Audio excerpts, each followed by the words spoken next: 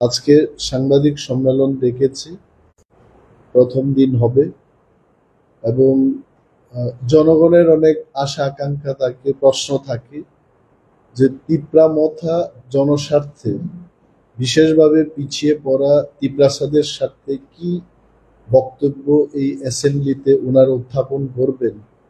এটা অনেকের কাছেই প্রশ্ন থাকে।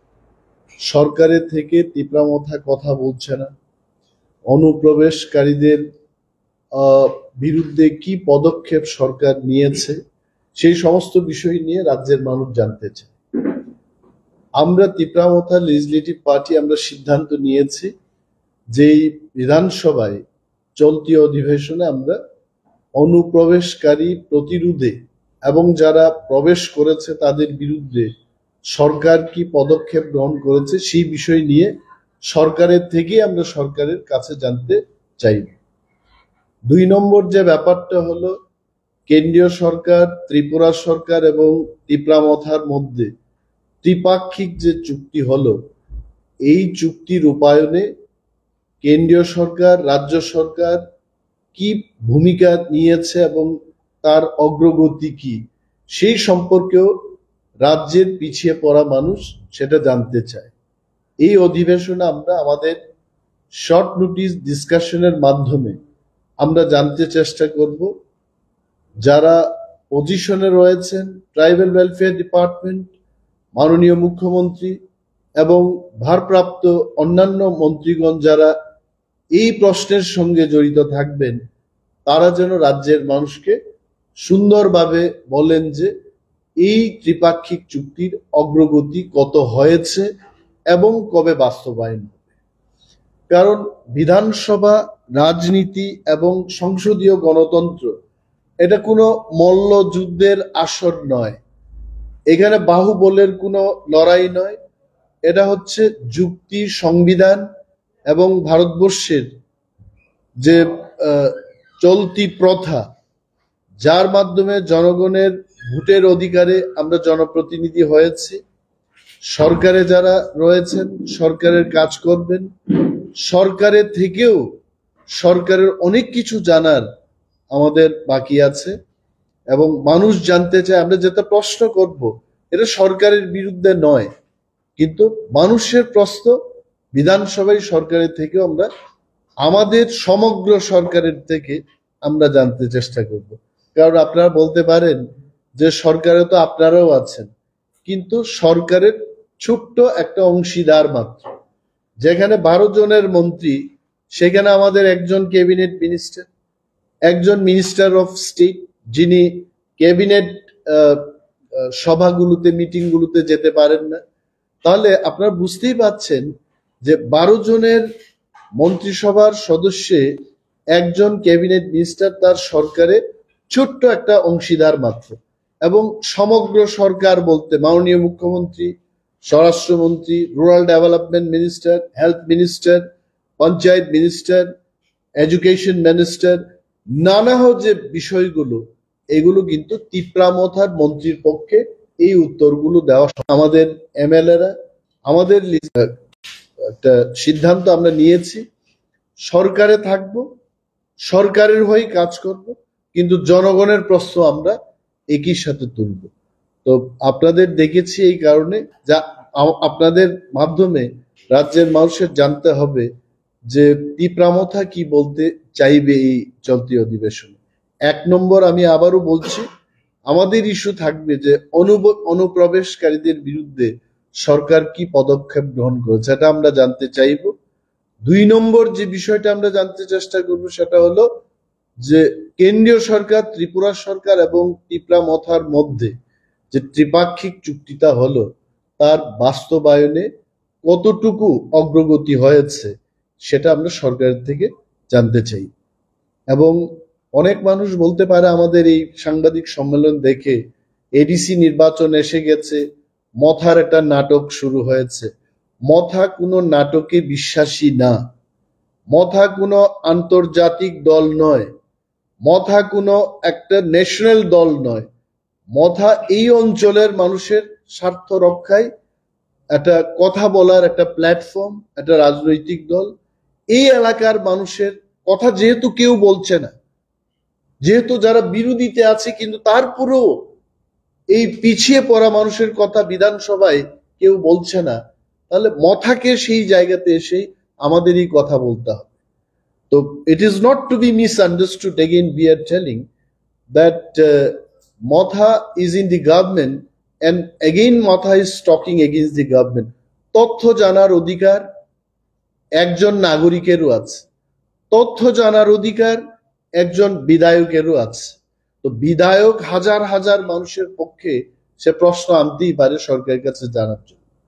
তো ধন্যবাদ আপনাদের, এবং এই অধিবেশনে আপনারা নিশ্চয়ই নজর রাখবেন যে আমরা কি বলতে চাই। Thank you. What are the demands that you are likely to raise in this assembly? Being in the government, still you are raising. Why? Because we have not seen a true implementation. We have been waiting for almost 17 months and it has not been implemented. I think on and off you have heard our founder and chief of the party, Maharaja Pradyut Kishore Devbar, and then it's time for us as representative. I think we also should take in the house and let the people of the state know about the seriousness of Tipra Motha. If at all this is not getting implemented, it is not our fault. But the government has to reply. The state government, the people responsible to answer this question, it is time for them to answer. Another issue is about infiltration. Even yesterday, the Prime Minister is coming in the district, Gomoti. There 5 infiltrators were arrested only yesterday. What does it speak about the situation and the Ministry of Home Affairs? See, this question you should have asked the concerned minister who's looking after of the department. I think I need not to mention. This is where Tipra Motha is raising the point that in spite of central government giving direction to the state government in regard to the infiltrators illegally who are migrating in Indian Union, they should be identified and they should be pushed back. But reasonable work, reasonable action, we have not seen in our state, to be very frank. Whether the state government is serious about it or silently they are doing. If anything the state government is doing silently, then we should know and the people should. But again, the cutoff date has been increased. I think it is again 2024, 31st December. See, we are very clear about it. We don't have the number in the parliament. We don't have any representative from our party in the parliament, either in the lower house or in the upper house. We don't have any representative. But we are of the opinion that there was real cut-off date. Who are foreigners, who are not foreigners, it had been already decided long back. I think 1971 was the cut-off year. And Tipra Motha firmly believes that central government, I think maybe having the majority in the parliament, they can always give this kind of direction. But Motha believes the real cut-off year should be 1970. Last 2 questions. Village committee election or village council election is pending. Supreme Court has also intervened into it. And why Motha now raising this question may come to the public? No, Motha has been raising all the time.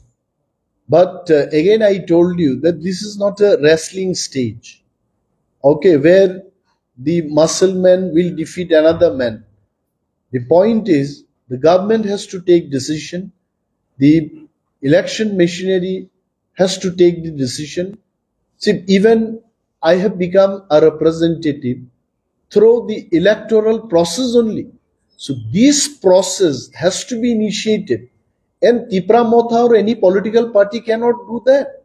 There is a department and the government has to give the direction. And that is why Tipra Motha is raising this point. My question was, you are also part of the government. I told you that we are 1/12 or 1/10 of the government. So that is why we want to know from the entire government machinery. I'm only small part of the government. You ask about forest department, I can answer. You ask about science and technology, I can answer. Printing and stationery, then I can answer.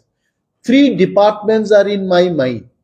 But how can I answer what exactly is happening in rural development, health, tourism?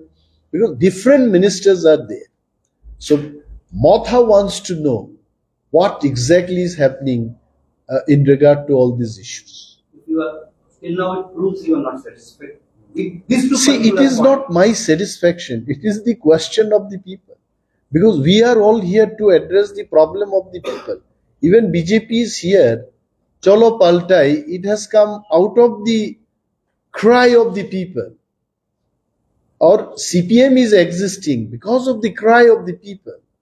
IPFT is here to address the issue of the people. So what we are raising is not the issue of Animesh Debbarma or the forest minister. It is the cry of the people, the issue of the people. Thank you. অপর এলাকার না তারা না আমি